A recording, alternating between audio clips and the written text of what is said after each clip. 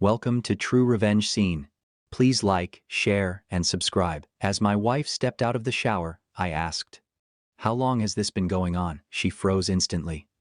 Steam poured out of the master bathroom, carrying the scent of the expensive eucalyptus body wash I had given her for our anniversary. When Elena walked out wrapped in a thick, white towel, she was humming a tune I didn't recognize, looking lighter and more at ease than she had in months.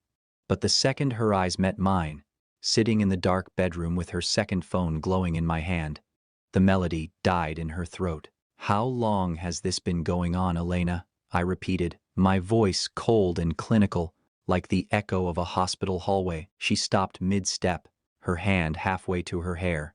The water droplets on her skin seemed to turn to ice under my stare. "Have you ever seen the person you trust most look at you like you're a stranger holding a weapon?" She didn't scream. She didn't lunge for the phone. She just stood there, the silence between us so heavy, it felt like the floor might give way. "Liam, I can explain," she finally whispered. The familiar first line of a story that's already finished. Her eyes flicked to the phone she thought was hidden safely in the false bottom of her jewelry box. And I saw the exact moment she understood that I had read every message, seen every photo, and tracked every so-called yoga retreat that was actually a rendezvous at a cabin 3 hours away. "You don't need to explain what, Elena.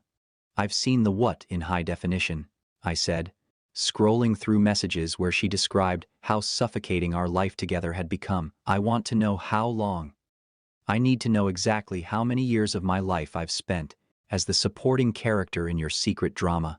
The air felt thin, as if it were being pulled from the room. She tightened her grip on the towel, and I realized the woman I loved was already gone, replaced by someone calculating which lie would cost her the least in the coming divorce. "If you had spent 5 years working 2 jobs to pay off your wife's medical school debt, only to learn she was spending her resident shifts in a hotel room with her mentor, would you throw her out that same night, or would you let her understand that the house she stood in was no longer her home?" I didn't need her answer. The phone had already given me the timeline. The messages stretched back 3 years, starting just 6 months after I proposed to her on that beach in Maui. A hollow laugh rose from my chest, pure disbelief that someone could wear a mask for that long without it cracking. 3 years, I whispered, answering myself as I stood. She flinched as if I might hit her, but I wasn't going to touch her. I was about to do something far more permanent. "I want you out by morning," I said, my voice steady again, sharp and controlled. "And don't worry about the phone. I've already backed up the entire drive to a cloud account our lawyers will review by 8 a.m. When she finally spoke, it wasn't an apology. It was a desperate defense. "You can't just kick me out, Liam. This is my house too." I looked around at the furniture I chose, the walls I painted, the life I built for a woman who never truly existed. "Actually, Elena, check your email. You'll find the buyout agreement your father signed last month when I helped save his business, the one where he used your share of this property as collateral." Her jaw dropped. The towel slipped slightly as the last piece of her security crumbled.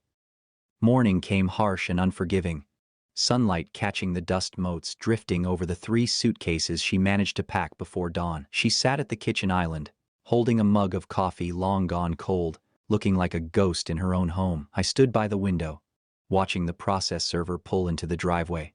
A man whose arrival would turn our private tragedy into a public record. "Liam, please, can we just talk? I'll go to therapy. I'll do whatever it takes," she begged, her voice now fragile, a faint echo of the confident woman who stepped from the shower hours earlier. "Have you ever heard someone promise to fix a mirror they've already crushed into dust?" I didn't look at her. Looking at her reminded me of the man I used to be, the one who would have done anything to make her smile. That man was no longer in charge. "The talking ended the moment you invited another man into our marriage, Elena," I said, turning toward her just as the doorbell rang, sharp and final like a courtroom gavel. I answered the door, accepted the papers, and handed them to her in a professional blue folder that felt heavier than gold. Her fingers trembled as she read the words, "Petition for dissolution of marriage," along with the attached exhibit, a carefully assembled record of her betrayals. "You're asking for everything," she whispered, tears filling her eyes that I no longer felt compelled to wipe away. "The house, the car, even the dog." At the mention of our golden retriever, Cooper, a sharp pain cut through me. But I knew that if I gave her even an inch, she would take a mile, just like she had taken the last 3 years of my life without hesitation. If you watched someone who treated your heart like a doormat suddenly realize the ground was disappearing beneath them, would you feel powerful? Or would you simply feel exhausted by it all? I didn't feel powerful. I just felt done. I'm not asking for everything, Elena. I'm taking back the things you never truly valued, I said calmly. You wanted excitement and new beginnings, so I'm giving you exactly that. A fresh start with nothing but the clothes you packed and the memory of what you chose to lose. She glanced around the kitchen, her eyes resting on the photos taped to the fridge, snapshots of a couple who no longer existed. For a brief second, I saw real regret in her expression. But it was too little, far too late, and the man waiting outside for her wasn't her mentor. It was a taxi I had arranged to take her to her father's house. She rose slowly, as if the weight of reality had settled into her bones, and dragged her suitcases toward the door. The wheels rolled over the hardwood floors with a sharp, clicking sound, like a countdown marking the final seconds of her time there. At the doorway, she paused and looked back at me one last time, searching for hesitation, hoping for a crack in my resolve she could slip through. "Do you even love me anymore?" she asked. The question felt both insulting and desperate. I walked to the door and held it open. The cool morning air rushed inside, clearing away the lingering scent of her eucalyptus body wash. "I love the woman I believed you were, Elena," I said gently, but without wavering. "But you? I don't even know who you are." I watched her walk to the cab, her head lowered. A woman who traded a kingdom for a hotel room. And as the car drove away, I felt something I hadn't felt in years. Relief. The weight of the lie was finally lifted. A week later, the house felt different. Not empty.